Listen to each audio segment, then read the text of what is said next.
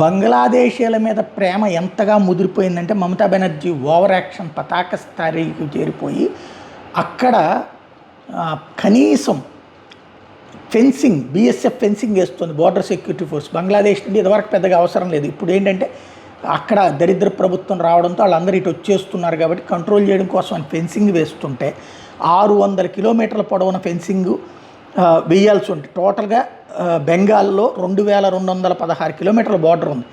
ఇందులో 600 కిలోమీటర్ల పరిధిలో ఫెన్సింగ్ వెయ్యనీయకుండా మమతా బెనర్జీ సర్కార్ అడ్డుకుంది. ఏంటంటే ఏదో ఒక లిటిగేషన్స్ పెట్టేసి వాటి నుంచినే ఇప్పుడు ఈ స్మగ్లింగ్ జరుగుతున్నది, అలాగే చొరబాటు జరుగుతుంది.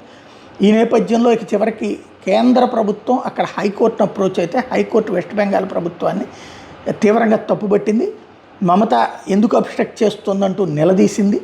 అసలు భారతదేశ భద్రత గురించి రాష్ట్ర ప్రభుత్వం ఎట్లా ఆపుతుందని నిలదీసింది. ఓవరాల్గా చూస్తే మమతా బెనర్జీ ప్రభుత్వాన్ని ఇప్పుడు సమాధానం చెప్పమని అడిగింది. ఏం చెప్తారన్నటువంటి చూడాల్సి ఉంది.